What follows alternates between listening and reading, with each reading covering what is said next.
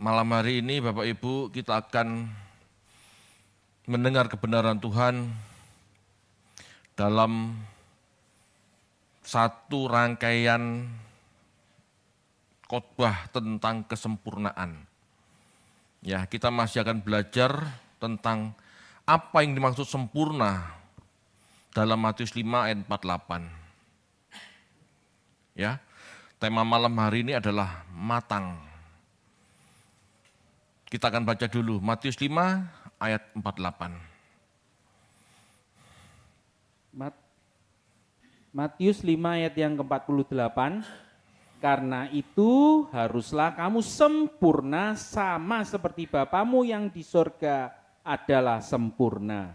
Ya Bapak Ibu, kita tahu Matius 5 ayat 48 adalah satu konteks ya dari Matius 5 ayat 38. Matius 5 ayat 38 sampai ke 48 ini masih satu rangkaian, masih satu konteks gitu ya. Kita harus memahami perintah Tuhan agar kita sempurna di Matius 5 ayat 48 ini bicara tentang kasih, kesempurnaan kasih. Masalahnya banyak orang salah paham dengan kata sempurna. Ya. Kata sempurna adalah teleios yang memiliki banyak arti. Ya. Kata teleios bisa dipahami sebagai dewasa. Ya, dengan ciri-ciri mandiri, tanggung jawab gitu. Dan ada satu pemahaman lagi dari makna sempurna, yaitu matang. Gitu ya. Matang itu seperti buah ya. Matang itu seperti buah yang masak, buah yang matang. Gitu ya. Bentuk terbaik yang bisa dinikmati. Mangga kalau matang, masak pohon itu manis, enak ya. Tapi kalau masih muda itu kecut. Ya meskipun bisa diolah, bukan itu maksudnya ya. Tetapi buah yang matang, buah yang masak pohon, buah yang memiliki bentuk terbaik untuk dinikmati. Ya, waktu yang paling tepat untuk dinikmati. Itu matang. Jadi bukan sebuah titik, ada progres. Mulai dari pencit kecil gitu ya, berbuah semakin besar semakin matang, semakin besar semakin matang. Dan pada saat matang itulah pemilik pohon menikmati. Itu teleos Bapak Ibu artinya. Jadi jangan pahami teleos itu hanya kata sempurna tak bercacat, jangan ya. Ini fatal jadinya. Karena sempurna itu ada tujuan, ada kedewasaan, ada situasi dan kondisi atau bentuk matang, bentuk terbaik gitu. Itu progresif. Ya. Matius 5 ayat 48 berbicara tentang kasih yang telah mencapai kepenuhannya, yaitu kasih yang tidak terbatas kepada orang-orang yang mengasihi kita. Seperti Allah mengasihi semua manusia, baik jahat maupun baik, gitu ya. Tuhan sama-sama memberkati. Tuhan sama-sama melimpahi dengan cahaya matahari, dengan hujan. Ya. Sama Bapak Ibu. Demikianlah kita harus matang seperti Allah mengasihi semua manusia. Bukan hanya orang yang baik pada kita harus mengasihi. Kepada orang yang tidak baik pada kita, yang tidak mengenal kita, bahkan dikatakan musuh. Ya, ini sikap yang matang. Jadi kedewasaan dalam kasih bukan sekadar mengetahui lebih banyak doktrin. Ya, kedewasaan bukan kedewasaan tidak ada urusan atau tidak ada urusan secara langsung dengan doktrin, tidak. Ya. Tidak langsung betul. Dengan orang mengerti banyak, dia dituntut banyak sebetulnya kan. Cuman kadang-kadang banyak juga orang yang punya pengetahuan banyak tetapi tidak memiliki kedewasaan. Banyak seperti itu Bapak Ibu. Ya, contohnya ya apologet itu. Banyak hal yang tidak perlu dipermasalahkan, dijadikan masalah, gitu ya. Itu tidak benar Bapak Ibu. Bapak Ibu, kedewasaan dalam mengasihi, ya, kedewasaan dalam mengasihi berarti kemampuan rohani seseorang yang telah terlatih, sehingga ia mampu melakukan discernment, melakukan pembedaan, dan memilih tindakan yang benar dan yang salah. Orang dewasa, orang yang banyak belajar, banyak merenungkan kebenaran, banyak berpikir, mengapa begini, mengapa begitu, sehingga pada akhirnya, gitu ya, dia tahu harus melakukan apa. Bukan hanya benar salah, ya, bukan hanya benar salah, tapi baik dan jahat juga. Pilihan seseorang yang dewasa rohani bukan hanya benar salah, bukan hanya hitam putih, tetapi baik dan jahat. Apa yang aku lakukan benar atau salah? Baik atau jahat? Ini penting Bapak Ibu. Ya. Ini penting. Seperti kita berbicara dengan seseorang, gitu ya. Saya pernah kasih contoh. Benar salah. Jujur itu benar. Berbohong itu salah. Amin. Tetapi pada saat kita datang berkunjung ke seorang sahabat, ke seorang teman yang sedang melahirkan, gitu ya. Lalu sahabat ini bertanya, bro, ya apa bayiku, ganteng toh, ayu toh? Kita mau jawab jujur atau enggak? Kita tahu ya, sepakat tadi kan, jujur itu benar, tidak jujur itu salah, ya, benar salah kan? Tetapi pada saat kita melihat bayi itu sebetulnya enggak cantik, enggak ganteng menurut perspektif kita. Pertanyaannya, Anda tetap mau jujur atau mau bohong? Halo? Halo? Kok diam? Ngomong jujur itu kok ribet ya. Enggak jujur itu kok dosa. Bapak Ibu, itulah kesempurnaan. Kalau Anda bisa memutuskan itu, itulah kesempurnaan. Anda pilih benar, salah, atau baik, jahat. Halo. Enggak gampang loh jadi manusia, Bapak Ibu. Kalau kita harus sempurna di dalam kasih, berarti kita ya dikit-dikit mengabaikan benar salah. Karena kita menghindari keributan. Lah kalau kita, bro ya apa anakku, ayu toh, ganteng toh, kayak bapaknya toh, gak elek anakmu, kan pasti ribut. Betul enggak? Kan pasti tersinggung itu orang. Kadang-kadang kita harus pintar berbicara.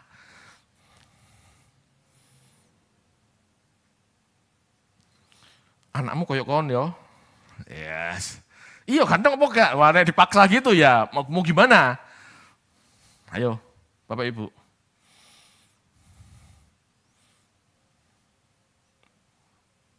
Itulah sebabnya Bapak Ibu, kasih itu melampaui keadilan. Kasih itu di atas segalanya. Kalau kita mengasihi teman kita, ya mau enggak mau kita ngomong, menghibur. Menghibur itu kan kasih, bentuk kasih. Makanya bisa saya katakan sempurna dalam segala hal susah. Karena di saat kita harus berbicara jujur demi terciptanya kasih, kita harus berbohong kadang-kadang. Bukan berbohong itu boleh ya, tetapi mau enggak mau. Demi persahabatan, demi kedamaian, kasih. Dan ini banyak yang terjadi Bapak Ibu, pada saat di zaman perang gitu ya. Pada saat ada orang sembunyi karena dikejar-kejar musuh gitu, mau dibunuh. Kita bohong apa? Jujur. Di mana residivis yang saya kejar? Tadi lewat sini. Anda lihat enggak? Enggak, Pak. Kita berbohong. Padahal sembunyi di rumah kita. Demi menyembunyikan satu nyawa, demi melindungi kehidupan, kita harus berbohong. Jangan dipikir, paham ya Bapak Ibu, jangan dipikir ya kasih itu mudah. Kasih itu tidak mudah. Tetapi pada saat orang mau melakukannya demi kehidupan, ya, yang diberi nilai tinggi oleh Allah, ya, disitulah kita sempurna. Yang dituntut Allah itu kesempurnaan dalam kasih, bukan kesempurnaan dalam hal lain. Karena kadang-kadang ini bentrok. Akhirnya kita harus memilih. Bapak Ibu, kedewasaan dalam mengasihi berarti kemampuan rohani seseorang yang telah terlatih. Nah ini, terlatih berpikir, terlatih merenungkan, sehingga bisa membedakan tindakan yang benar dan yang salah, yang baik atau yang jahat. Dengan kata lain, orang yang matang secara rohani adalah orang yang kemampuan mengasihinya telah berkembang sehingga mampu menggunakan kebenaran yang telah dipelajarinya dalam kehidupan nyata, sehingga yang kita lakukan menjadi berkat. Pertimbangan ini butuh Bapak Ibu. Pertimbangan ini butuh. Akhirnya kita harus memikirkan yang mana. Pada akhirnya kita harus memilih apa. Kalau orang Yahudi Bapak Ibu, orang sesat itu dibunuh. Orang berdosa dibunuh. Tapi Yesus tidak. Yesus tidak. Yesus cuma berkata, jangan berbuat dosa lagi. Itulah sebabnya Yesus mengatakan kepada orang-orang Farisi, bapakmu itu setan, bapakmu itu iblis. Karena sejak dulu engkau suka membunuh. Engkau ingin membunuh aku, membunuh Yesus maksudnya. Orang Yahudi itu hitam putih, benar salah, tapi tidak pernah berpikir baik atau jahat. Sedangkan Yesus menuntut, hendaklah kamu sempurna dalam kasih, berarti menekankan kebaikan. Kebaikan itulah yang harus sempurna dalam hidup kita. Motifnya.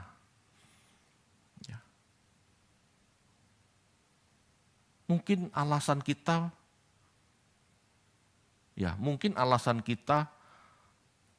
mungkin tindakan kita benar, ya. Mungkin tindakan kita benar, tetapi kalau motifnya jahat, ini menyakiti hati Tuhan. Mungkin tindakan kita itu benar, tetapi motif kita jahat, itu tidak ada kasih. Ini sulit loh Bapak Ibu. Orang nggak bisa hidup benar salah. Pelacur itu salah. Ya, kita semua sepakat pelacur itu salah. Memungut cukai di zaman Yesus itu juga salah. Ya, tapi Yesus mengatakan dua orang ini dua model orang ini yang berdosa ini akan mendahului kamu masuk kerajaan Allah. Halo Bapak Ibu. Kebaikan itu mendahului kebenaran. Perbuatan baik seseorang itu mendahului kebenaran. Orang Farisi itu benar loh Bapak Ibu. Secara hukum legal itu benar, tidak ada salahnya. Tetapi hatinya jahat. Hatinya jahat, dia rela membunuh, dia rela menghapus kehidupan hanya karena menurut dia benar. Ini tidak benar malah, ini salah di hadapan Tuhan. Bapak Ibu, tidak gampang mensinkronkan benar salah dan baik atau jahat itu tidak mudah. Tidak mudah, tetapi pada saat kita harus melakukan sesuatu, pilih yang baik. Pilih menjaga kehidupan, pilih menjaga perdamaian. Itulah sempurna dalam kasih itu. Bapak Ibu, matang seperti buah disebut matang adalah kondisi terbaik yang bisa dinikmati pemiliknya. Jiwa yang matang adalah jiwa yang sehat. Ya. Mau dan mampu meninggalkan konflik traumatik masa lalu, serta terus berkembang sampai menjadi bentuk terbaik yang bisa dinikmati Tuhan, pemilik kehidupan. Bapak Ibu, jiwa yang matang itu jiwa yang sehat. Orang dengan jiwa yang sehat atau yang matang ini, mau dan mampu meninggalkan konflik masa lalu dan traumatik masa lalu. Banyak kita Bapak Ibu, banyak dari kita, yang jiwanya tidak sehat, pola pikirnya tidak benar gitu ya. Karena traumatik masa lalu. Karena traumatik masa lalu. Dulu dikecewakan misalnya. Akhirnya dulu dikecewakan, sering dikecewakan. Sehingga pada akhirnya di saat ini orangnya tertutup, tidak berani terbuka. Itu traumatik. Periksa dalam diri kita. Apakah kita sudah meninggalkan traumatik kita?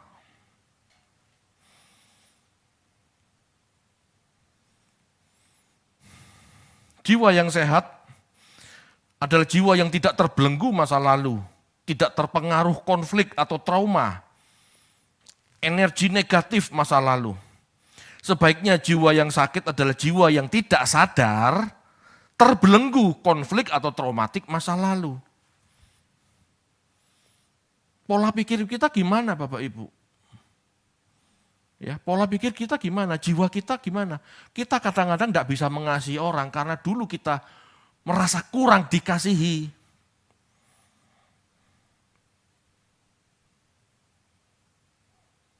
Dulu kita terlunta-lunta, oleh orang tua kita dibiarkan. Banyak anak-anak tidak bisa menjalani hidup dengan baik, dengan normal, gara-gara dulu tertekan oleh orang tuanya. Yang bisa mengerti ini, ya orang itu sendiri. Kenapa aku seperti ini ya? Kenapa aku tersinggungan ya? Bisa jadi dulu masa lalunya dia ditekan sama orang tuanya. Orang tuanya mungkin terlalu berekspektasi, terlalu berharap banyak sama anak ini, bisa. Sehingga pada saat dia tidak mencapai ekspektasi orang tuanya nggak suka sama dia. Kamu kayak begini, kamu mengecewakan papa.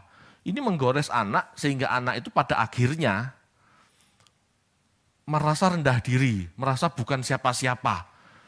Dan muncul pemberontakan. Nggak bisa berdamai dengan dirinya. Tidak bisa menerima keadaan dirinya. Tidak bisa mengasihi dirinya. Dalam arti yang positif ya. Bapak Ibu, orang yang matang, orang yang bisa mengerti ini dan mampu dan mau melaluinya.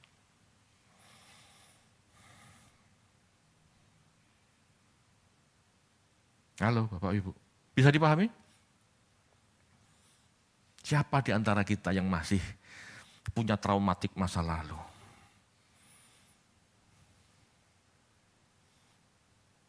Kalau kita cari pasti banyak. Dan ini harus selesai. Kalau Anda ingin sempurna, Anda ingin matang di hadapan Allah, ini harus beres. Biasanya orang tidak bisa mengampuni, itu punya traumatik masa lalu. Ya, dia nggak bisa mengampuni orang lain. Mungkin di masa lalu dia nggak bisa mengampuni dirinya karena orang tuanya kecewa sama dia. Aku kok begini? Ya salahnya orang tua memang, tetapi seseorang yang sehat mau dan mampu mengubah dirinya. Nggak terikat sama masa lalunya. Jiwa yang matang adalah jiwa yang terus melangkah, menjauh dari kebiasaan buruk, traumatik masa kanak-kanak. Orang dengan jiwa yang matang dibimbing dan diarahkan oleh masa kini dan antisipasi masa depan. Orang yang sehat, ya orang yang jiwanya sehat, nggak melihat ke belakang terus. Dia akan tertuju. Aku tahu penyakitku. Tetapi aku tidak mau seperti ini. Aku mau melangkah ke depan. Harus bisa. Bapak Ibu, dulu suatu saat ya, dulu. Pada umur sekitar 25 setelah saya selesai lulus kuliah gitu ya. Itu masa-masa saya kecewa sama orang tua. Benar kecewa. Banyak berkonflik, banyak tidak cocoknya, gitu ya. Tapi pada suatu saat di gereja, pada suatu saat kita lagi berdoa, kita lagi menyembah gitu ya. Saya digerakkan Tuhan, ampuni orang tuamu, orang tua saya ada di depan. Saya mengampuni orang tua saya. Saya tidak mau terpenjara dengan perasaan kecewa masa lalu. Dan semenjak itulah saya merasa merdeka, gitu ya. Merasa merdeka. Sikap ini harus dimiliki Bapak Ibu. Demi kebaikan jiwa kita sendiri. Orang dengan jiwa yang matang dibimbing dan diarahkan ya oleh kesadarannya masa kini dan masa depan. Dia mau melihat ke depan. Bagaimana seharusnya dia bersikap dan merespon sebuah tantangan. Apa target pencapaiannya. Dia berpikir untuk jangka panjang, bahkan kekekalan.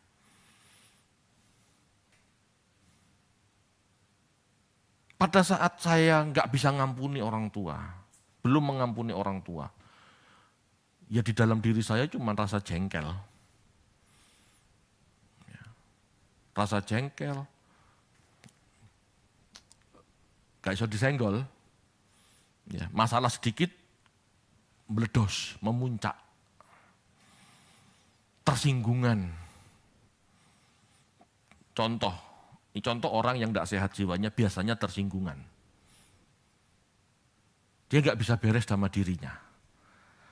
Ya. Sebetulnya orang kalau beres dengan dirinya nggak perlu tersinggung, nggak baper gitu loh. Kalau dia seperti yang dikritik oleh temannya, betul ya cuma berubah kan, betul enggak? Kalau kita dikritik oleh teman kita, oleh saudara kita, oleh siapapun, kalau orang yang sehat jiwanya, betul apa enggak? Kalau betul kritik itu, ya kita berubah. Kalau salah, enggak kayak gitu aku. Abaikan, selesai kan? Kan enggak perlu namanya tersinggung. Itu orang yang bisa berpikir jauh dalam kedalaman jiwanya. Contoh Jika seseorang berselisih atau bertengkar dengan seseorang yang tidak dia kenal di jalan. Ini contoh kedua ya. Seseorang yang tidak dewasa akan langsung bereaksi atau ribut saat itu. Meskipun masa kecilnya berkelahi adalah hobi, kalau orang ini sehat jiwanya, dia mampu berpikir jauh ke depan. Ya. Resiko yang terjadi, perkelahian akan selalu dipertimbangkan. Orang ribut di depan, orang ribut di jalan. Ya, dalam perjalanan misalnya dipepet atau dipotong segala macam. Marah kan? Orang yang mengenal jiwanya sehat atau tidak, dia bisa menguasai dirinya. Aku ini sumbu pendek, gitu ya. Tetapi kalau orang itu mau sehat jiwanya, dia akan berpikir, kalau aku nuruti emosiku, aku memukul orang itu, yang pertama, kalau aku menang, ya, dia kalah, resikonya ada tuntutan hukum. Tetapi kalau dia lebih kuat, aku yang benjut semua. Ini kan dipertimbangkan, nggak gampang-gampang emosi. Orang yang sehat jiwanya Bapak Ibu, dia bisa berpikir bagaimana kondisi jiwanya. Ya. Dia mampu berpikir jauh ke depan, apa resikonya.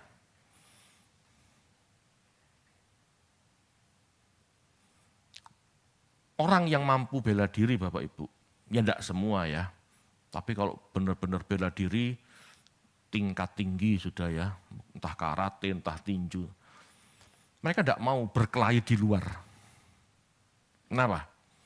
Karena dia berpikir, kalau sampai aku mukul dia mati, dia dapat tuntutan hukum. Atau kalau dia mukul terlalu keras, patah tulang, dia nggak bisa bertanding. Kadang-kadang orang Kristen kalah sama mereka di dunia luar. Sering marah, sering emosi.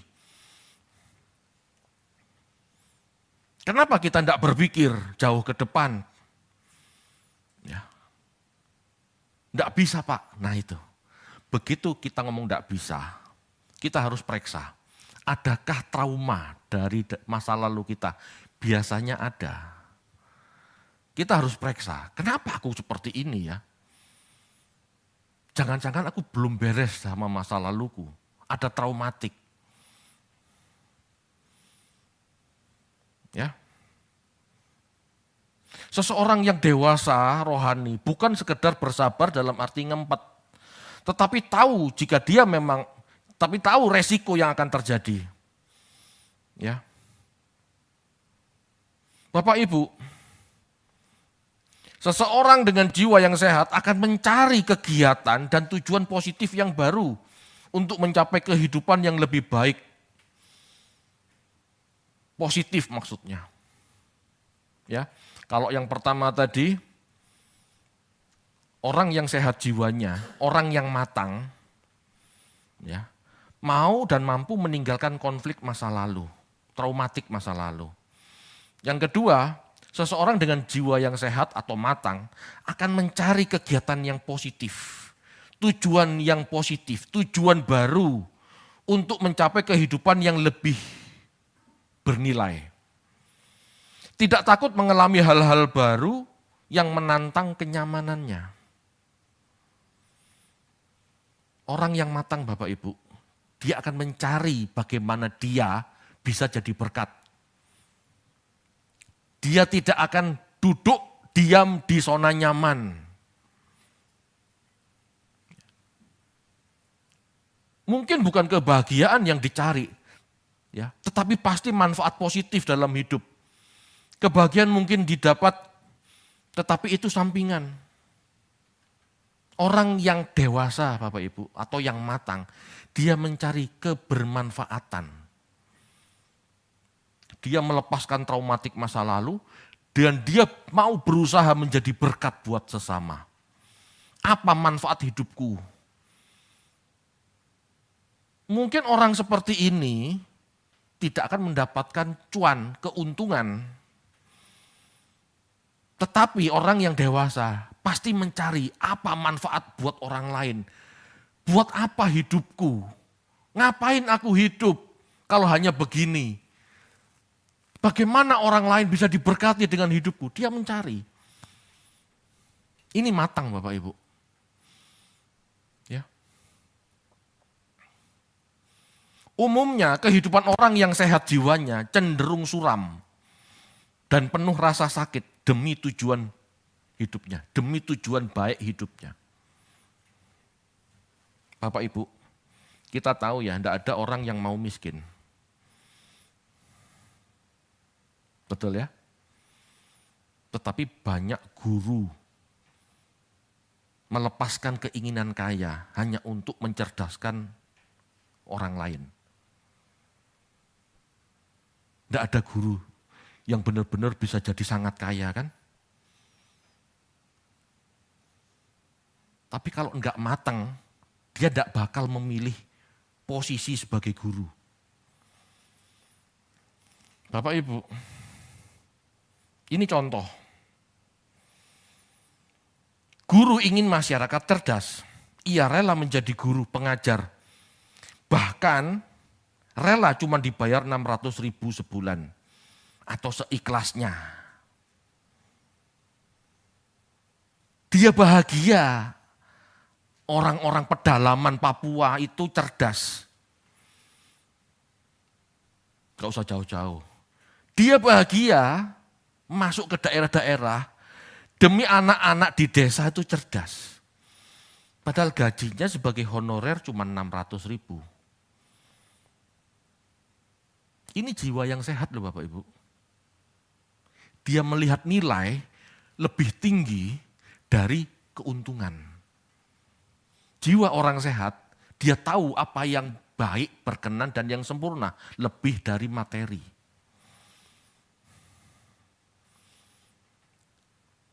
Begitu Pak Presiden menaikkan gaji TNI Polri, saya sedih. Kenapa bukan guru ya?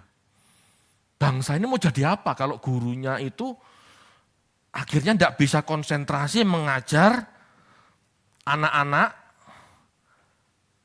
demi cari ceperan untuk memenuhi hidupnya. Kan guru tetap butuh penghidupan, betul ya? Jangan hanya karena guru-guru honorer itu rela dibayar 600.000, maka kita tidak memikirkan. Enggak akan Indonesia jadi Indonesia emas kalau gurunya tetap dibayar 600.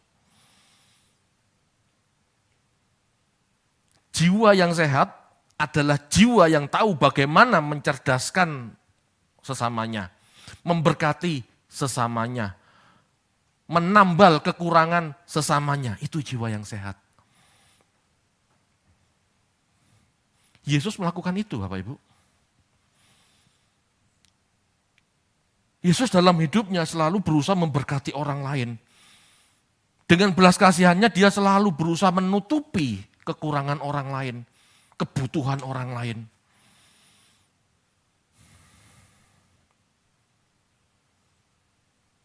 Saya berani katakan hanya orang sehat yang mau jadi guru. Kalau orang yang jiwanya tidak sehat, tidak akan jadi guru. Bagi dia percuma, aku tidak dapat apa-apa. Nah jiwa yang kayak gini Bapak Ibu, ini jiwa kekanak-kanakan. Jiwa yang egois memikirkan diri sendiri, itu kekanak-kanakan. Jiwa seseorang yang mau menjadi guru, dibayar 600 ya rela, yang penting itu anak-anak tidak goblok. Ini mereka berpikir jauh ke depan, ini demi masa depan bangsa. Itu guru, itu jiwa yang sehat loh Bapak Ibu. Dia berani berkorban. Dia berani berkorban. Ya kita bicara yang konkret saja. Kita bicara yang konkret saja. Kita mau jadi sempurna dalam kasih, tapi gak berani berkorban, ya buat apa? Ya. Jiwa yang sempurna, hendaklah kau sempurna seperti Bapa sempurna, itu artinya berani berkorban. Rela jadi korban demi kebaikan banyak orang. Ya. Masih banyak Bapak Ibu profesi atau apa ya istilahnya profesi atau panggilan yang sebetulnya bisa dipandang sebagai jiwa yang sehat. Dokter atau sebagian dokter tepatnya, itu jiwanya sehat. Ya tidak semua ya, ada dokter juga yang cari keuntungan dengan kecerdasannya, itu sebetulnya kurang sehat. Tetapi dia tahu tidak semua orang bisa bayar, tetapi semua orang pasti butuh kesehatan. Dia rela dikasih gaji, dikasih uang berobat cuma 10.000. Ini jiwa yang sehat loh.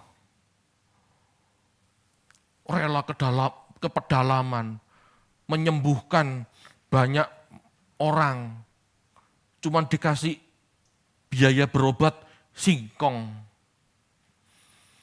Ini jiwa yang sehat loh Bapak Ibu. Dia berani berkorban. Padahal sekolah dokter itu mahal kan. Tapi dia rela menjadi seperti itu. Sebetulnya Bapak Ibu jiwa yang sehat tidak dipengaruhi profesi.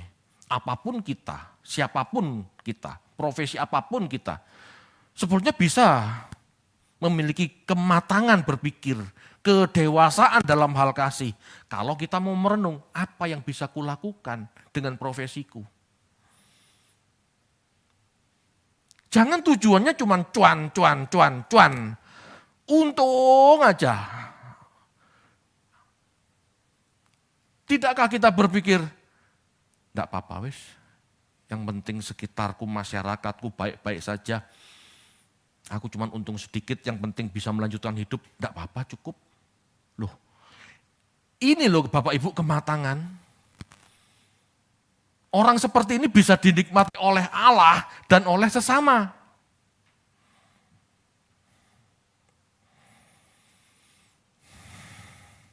Bapak Ibu,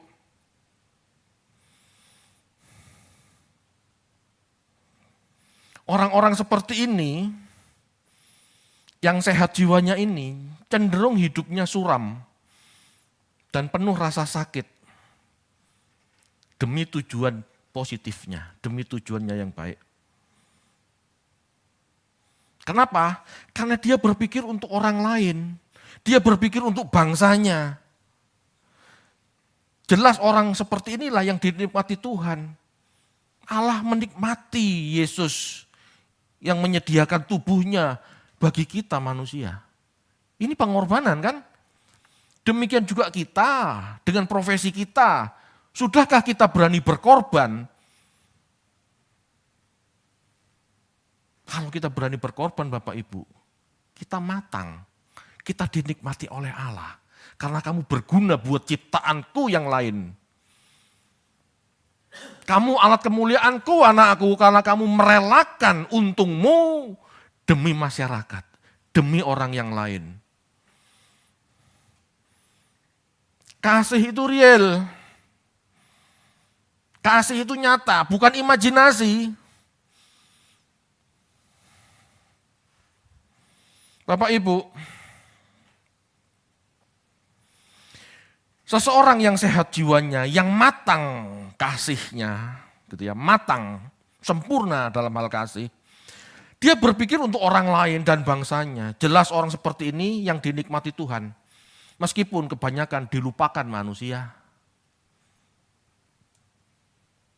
Betul itu Bapak Ibu. Guru-guru itu ya pernah demo ya, tapi jarang kan demo. Upahnya 600.000 per bulan. Padahal tuh guru honorer itu banyak banget. Tapi kan jarang kita mendengar mereka demo. Enggak diingat sama pemerintah. Yang diingat itu yang tukang demo-demo itu kan. Padahal Allah enggak seperti itu. Allah melihat yang enggak pernah demo ini loh. Allah melihat ini loh, kedewasaan jiwa.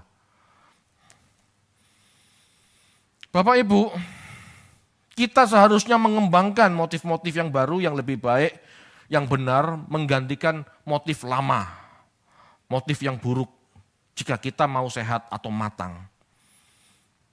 Bapak Ibu, apa yang saya katakan ini jangan dianggap, wah bisa-bisanya Pak David ngarang. Enggak. Rasul Paulus pernah menjelaskan apa itu kasih. Salah satunya kasih itu adalah tidak mencari keuntungan diri sendiri. Hidup kita tidak kita fokuskan demi kepentingan kita. Hidup kita tidak mencari keuntungan diri sendiri. Tetapi bagaimana menjadi berkat buat sesama, bermanfaat buat masyarakat. Itu loh kasih Bapak Ibu, itu loh agape itu. Tidak mencari keuntungan sendiri. Kasih itu rela mengalah, rela berbagi, memperhatikan kebutuhan orang lain. Bahkan jika itu berarti kehilangan kenyamanan pribadi atau keuntungan pribadi, dia siap. Itu kasih.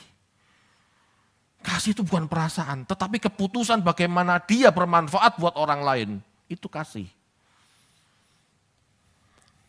Kenapa jarang dikhotbahkan gereja hal ini? Karena pendetanya masih menguntungkan diri sendiri. Karena pendetanya masih kepingin cuan sendiri. Ini loh artinya anggur terpecah, roti terpecah, anggur tercurah. Ini loh artinya Bapak Ibu.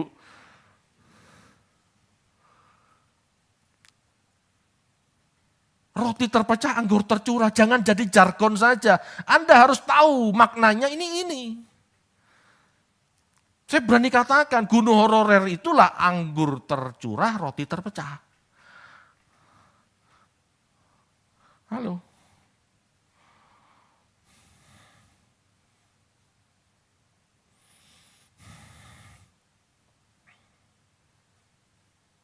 Bapak Ibu, ini bukan berarti kita tidak peduli terhadap kebutuhan diri sendiri ya. Tetapi menempatkan kepentingan diri tidak di atas segalanya. Itulah kedewasaan, itulah sikap yang matang. Sikap ini terlihat jelas dalam hidup Yesus yang tidak mencari keuntungan diri sendiri. Dia melayani sesama manusia dan dia berkorban. Apa keuntungannya Yesus? Enggak ada. Bahkan saat Petrus menolak Yesus tidak marah-marah. Aku lu mati buat kamu, tapi kamu kok rela, kamu kok tega mengkhianati aku. Enggak, Yesus tidak ngomong begitu. Bapak Ibu, orang sehat atau matang jiwanya selalu melihat ke depan. Ada tujuan yang selalu dievaluasi. Nah ini pentingnya. Ada tujuan yang selalu dievaluasi dan diperbarui. Bapak Ibu, tujuan yang baik tidak pernah berakhir. Aku sekarang seperti ini, aku sudah melakukan yang baik seperti ini. Tapi kalau orang yang mau benar-benar matang, ada lagikah yang harus kuperbaiki? Ada lagikah yang harus aku ubah? Supaya aku bisa menjadi berkat, lebih menjadi berkat bagi orang lain. Ya. Paulus mengatakan baik, berkenan, sempurna. Jangan merasa sudah sempurna. Kalau Anda merasa sudah sempurna, Anda tidak akan pernah berkembang lagi. Kalau kita sudah merasa sempurna dalam arti mentok gitu ya, mungkinkah kita berkembang lagi? Tidak bisa. Itulah sebabnya saya pernah mengatakan, kalau orang tidak menyadari kesalahannya, dia nggak pernah bisa sempurna. Kalau dia tidak pernah menyadari kelemahan cara berpikirnya, dia nggak akan menjadi lebih baik. Pemikirannya macet. Nggak mungkin orang seperti ini bisa berubah lagi karena dia anggap dia sudah sempurna. Bapak Ibu, orang yang sehat jiwanya adalah orang yang tujuannya selalu dievaluasi, diperbarui, dan tidak akan pernah berakhir untuk memperbaiki diri. Ingat, Paulus pernah mengatakan di 2 Timotius 2, ada perabot tanah liat, ada perabot perunggu, ada perabot perak, ada perabot emas. Jangan merasa sudah emas. Iya kalau iya, kalau enggak, kalau ternyata perunggu, kalau ternyata tanah liat.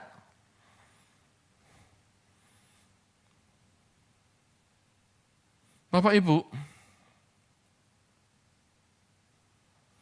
ketika orang menjadi matang, mengembangkan perhatian di luar dirinya. Orang yang belum matang, biasanya memperhatikan dirinya. Orang yang menjadi matang, dia mengembangkan perhatian di luar dirinya. Yaitu segala sesuatu aktivitas yang relevan baik bagi dirinya dan orang lain. Bahkan Bapak Ibu, orang yang jiwanya sehat, jiwanya matang, melakukan sesuatu, ya, melakukan sesuatu yang berguna, itu lebih penting daripada sekedar pendapatan yang diperolehnya. Orang yang matang Bapak Ibu, tidak segala sesuatunya dihitung dengan uang, dihitung dengan pendapatan. Wah, hari ini aku nggak dapat apa-apa dalam arti uang. Padahal dia menolong banyak orang. Ini pola pikir yang salah. Ya. Kadang-kadang Bapak Ibu menjadi berguna, menjadi orang yang memuliakan Allah di sorga, kita malah nggak dapat apa-apa. Kita malah dapat apa-apa. Ini berbeda dengan orang yang sakit jiwa Bapak Ibu. Yang merasa harus menerima cinta atau penghargaan jauh lebih banyak daripada kemampuan mereka untuk memberinya. Orang yang tidak sehat kebalikannya, selalu berharap sesuatu. Selalu membutuhkan cinta, membutuhkan validasi, membutuhkan penghormatan. Ini orang yang tidak sehat jiwanya. Cinta atau pemberian dari orang yang sehat adalah tanpa syarat. Ya. Orang yang sehat jiwanya selalu melakukan tanpa syarat. Tidak mengikat atau membuat orang lain terikat. Gitu ya. Seperti Yesus Bapak Ibu. Dia ingin orang lain selamat. Dia mengajar keliling Israel. Tetapi pada saat orang tidak mau mendengarkan dia dan dia pergi, Yesus berkata apa? Kamu gak ikut pergi sekalian? Yesus tidak maksa, kamu kesini loh, aku ini sudah leren turun dari sorga menjadi manusia, kamu kok gak nganggep? Gak nuntut. Banyak murid-muridnya meninggalkan dia. Dia tanya sama 12 murid, gak sekalian kamu ikut pergi? Itu loh. Orang yang sehat jiwanya tuh gak terikat. Bapak Ibu, Yesus tidak pernah memaksakan diri, memaksa orang lain.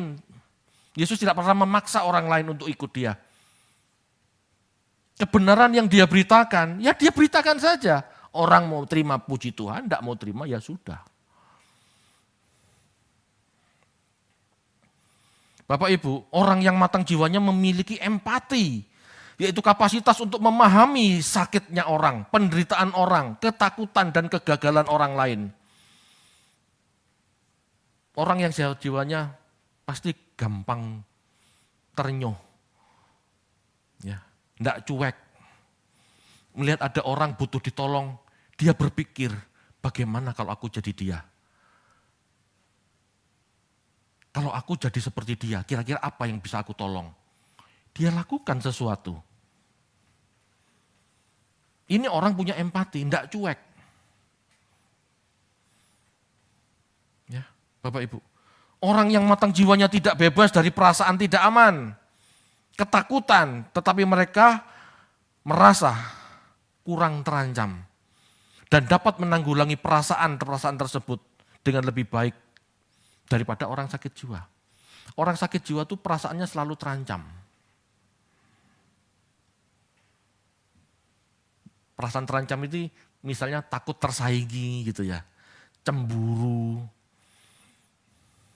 Kok orang itu lebih dipandang daripada aku ya? Padahal aku pendeta besar loh. Loh, ini orang tidak sehat jiwanya sebetulnya. Jiwanya tidak bebas, tidak punya perasaan aman.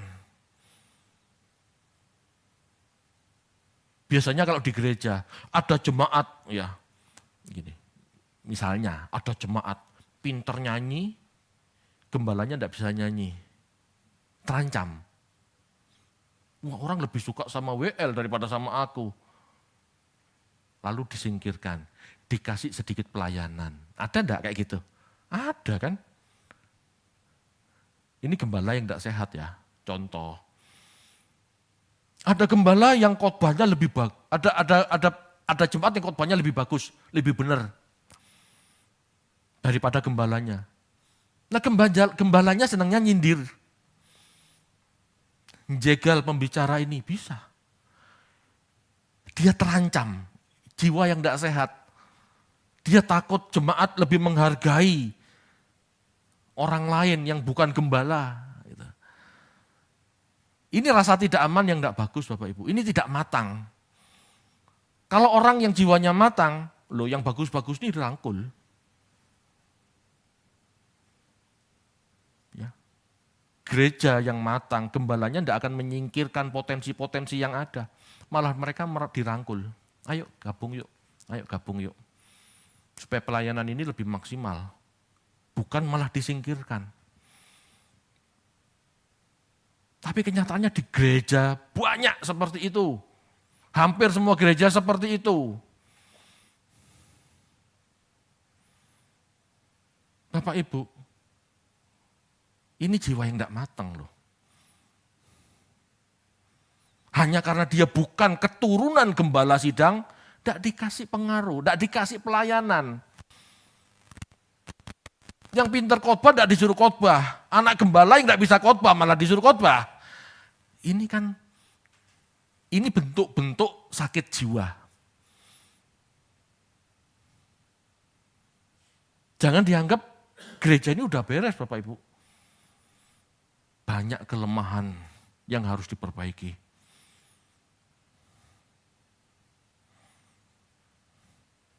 Pak David kok berani ngomong gitu? Pak David tidak kepingin anaknya khotbah, enggak. Saya pernah tanya itu anak-anak tidak ada yang kepingin jadi pendeta, jadi saya aman-aman saja ngomong begini. Bahkan saya kepingin tahu sebetulnya, siapa yang kepingin jadi pendeta? Anak-anak muda, gitu ya. Ya mungkin suatu saat saya pensiun, anak itu yang harus melanjutkan. Iya, lebih baik saya mencari dan mengkader daripada sampai suatu saat saya dipanggil Tuhan, terus gantinya siapa? Nah itu. Ya. Amin Pak Menlu. Bapak Ibu, kita harus mengembangkan ya jiwa yang sehat. Kita harus mengembangkan jiwa yang sehat. Kalau kita mau dinikmati Allah, kita harus mengembangkan jiwa yang sehat. Ayo pertimbangkan, apa pertimbangan kita selama ini? Masih punya traumatik? Tidak punya tujuan untuk menjadi berkat? Selalu ingin divalidasi? Kalau masih ada hal-hal itu Bapak Ibu bertobat. Kita belum benar-benar bertobat loh. Kalau itu masih ada dalam diri kita belum sempurna dalam kasih. Amin Bapak Ibu. Mari kita renungkan, kita tutup yuk.